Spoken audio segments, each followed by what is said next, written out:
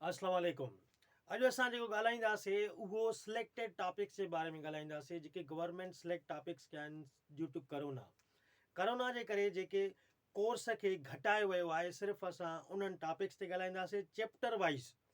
सो पहिरियों चैप्टर मां सिलेक्ट कयो आहे, उन मां सिर्फ़ु 3 सुवाल आहिनि। हिकिड़ो सुवालु आहे केमिस्ट्री, ॿियो उनजी ब्रांचिज़ ऐं थर्ड सिर्फ़ु ऐं उनजी इम्पोर्टेंस छा आहे, अहमियत। अॼु असां उन्हनि ते ॻाल्हाईंदासीं।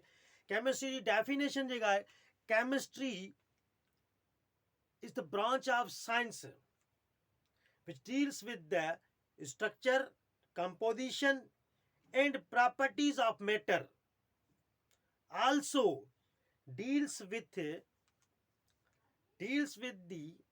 changes involved in matter.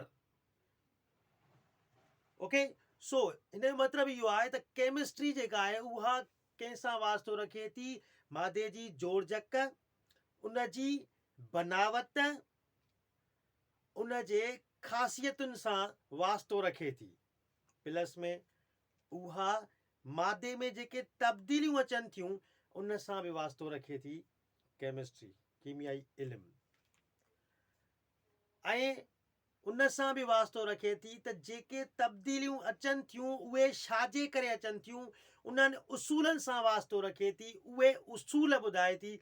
जीअं तव्हांजी काठीअ खे जेकॾहिं असां बाहि ॾियूं त छा थींदो, कहिड़ो रिएक्शन थींदो, उन मां छा मिलंदो, छा में कन्वर्ट थींदी, उन्हनि सां वास्तो रखे थी केमिस्ट्री।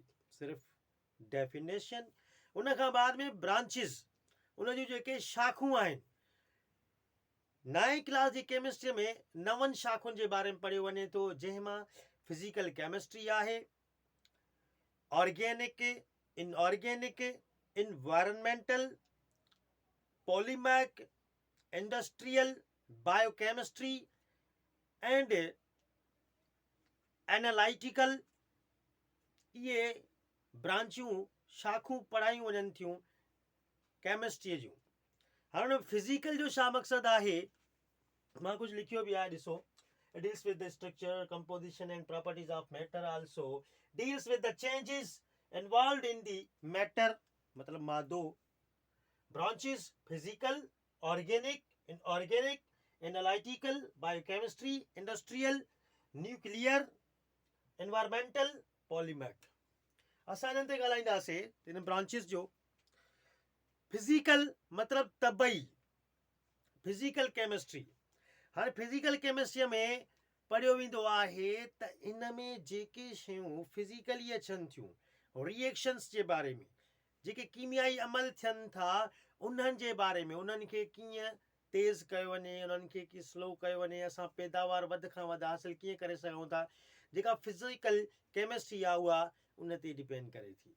फिज़िकल केमिस्ट्री जेका आहे, फिज़िकली जेके तबई ख़ासियतूं थींदियूं आहिनि मादे जूं, उन ते। त जेकॾहिं तव्हांखे मां पाउडर फॉर्म में खंडु ॾियां, सॉलिड फॉर्म में खंडु ॾियां, ऐं तव्हांखे चवां भाई इहो मूंखे ॻारे ॾेखारियो पाणीअ में, त पहिरियां कहिड़ी खंडु ॻरंदी? ज़ाहिरी ॻाल्हि आहे जेका पाउडर फॉर्म में हूंदी। ठीकु आहे। फिज़िकली इहा हिन जी फिज़िकल प्रॉपर्टी आहे, मतिलबु जेका फिज़िकल प्रॉपर्टी सां वास्तो रखे। ऑर्गेनिक ऐं इनऑर्गेनिक, नामियाती गैर नामियाती, इहे ॿई हिक ॿिए जे अपोज़िट आहिनि। ऑर्गेनिक में असां हाइड्रोकार्बन्स जे बारे में पढ़ंदा आहियूं। हाइड्रोकार्बन्स जो छा मक़सदु आहे?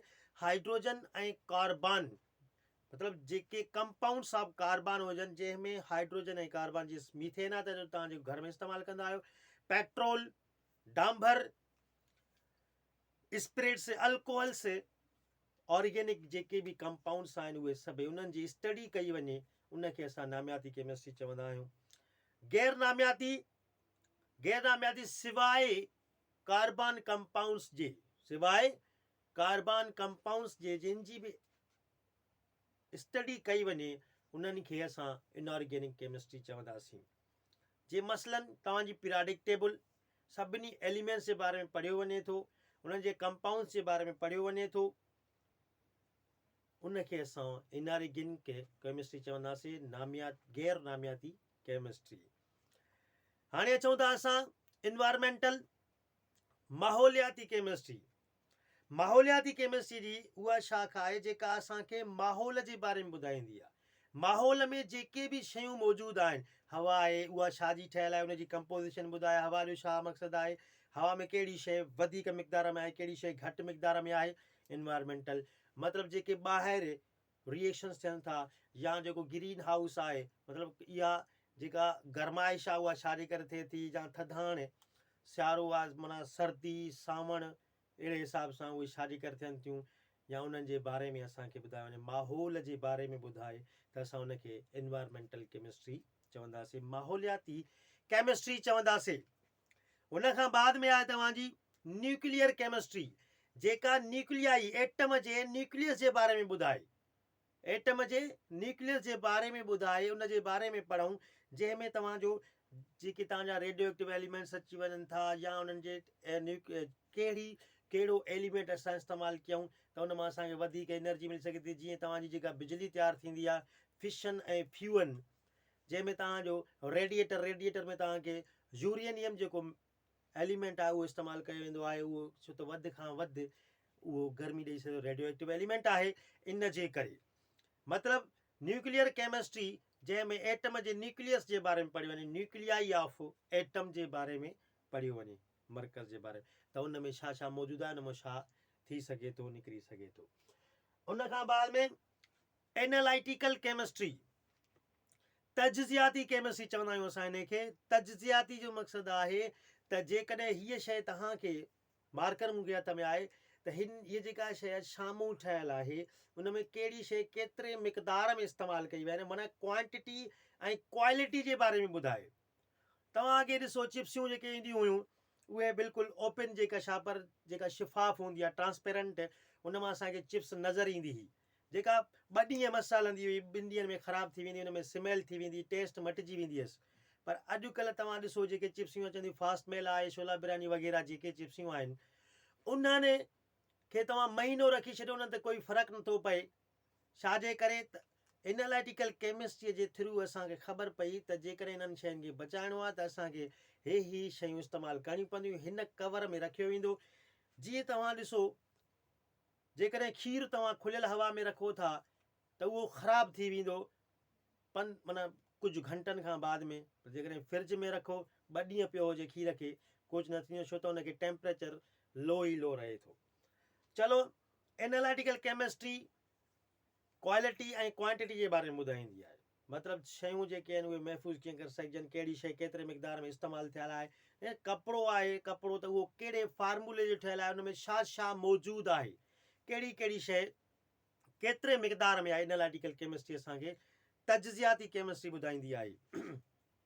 उन खां बाद में इंडस्ट्रियल कारखाना, इंडस्ट्रियल जिते शयूं ठहनि थियूं, असांजी डेली लाइफ जूं शयूं जेके ठहनि थियूं, मतिलबु जीअं क्रीम आहे, पाउडर आहे, साबुण आहे, जेकी बि शयूं आहिनि इंडस्ट्रियल केमिस्ट्री में ठहनि थियूं। इंडस्ट्रियल में जीअं तव्हांजो कलर आहे, भाण आहे, शयुनि खे कहिड़े हिसाब सां महफ़ूज़ रखी सघिजे, ॿिज वग़ैरह इंडस्ट्रियल केमिस्ट्री में उन्हनि खे मॉडिफाई कयो वेंदो आहे, वधि खां वधि असां पैदावार हासिलु करे सघूं था, या उन खां अलावा असां साफ़ सुथरा रहूं था सिर्फ़ु in industrial chemistry J through. छो त इंडस्ट्रियल केमिस्ट्री में शैम्पूज़, साबुण, इहे मुख़्तलिफ़ शयूं तयारु कयूं वञनि थियूं।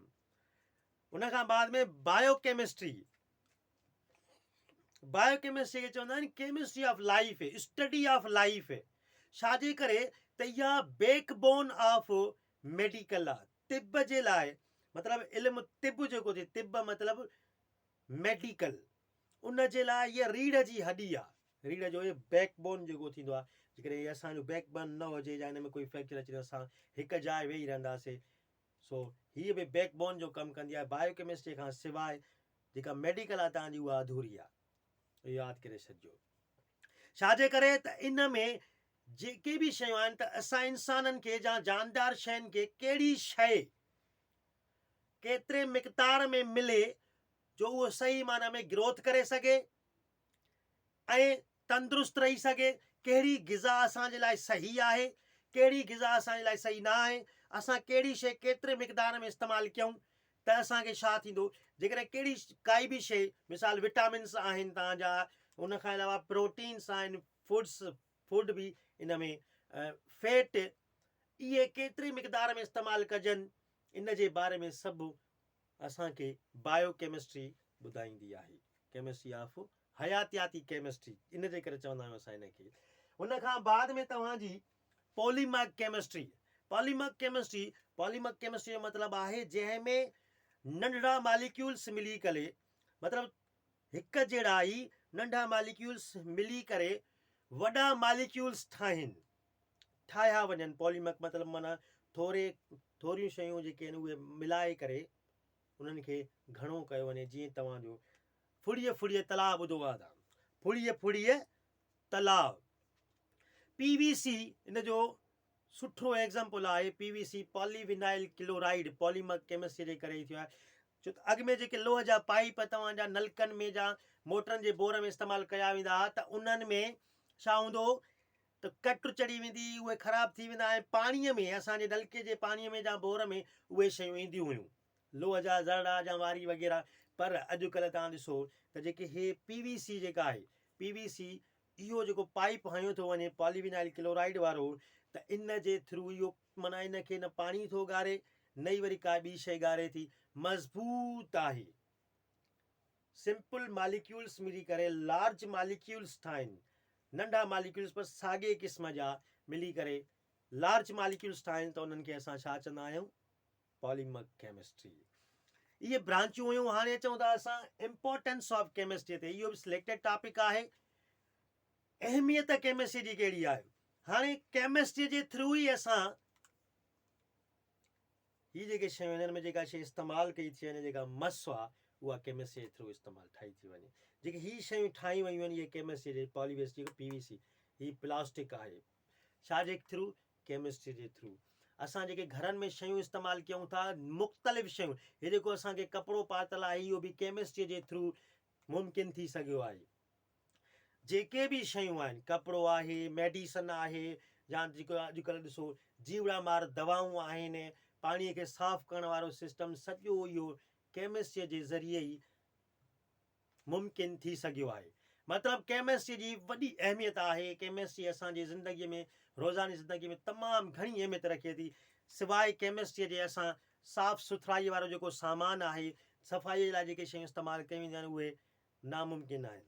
केमिस्ट्री जे थ्रू ई असांखे मथे में सूरु आहे, बुखार आहे, कुझु बि आहे, उनजे लाइ मेडिसन कहिड़ी ज़रूरत पवे थी, उहो बि असांखे केमिस्ट्री में। छो त केमिस्ट्री फार्मेसी जेका आहे सॼी डिपेंड करे थी केमिस्ट्रीअ ते।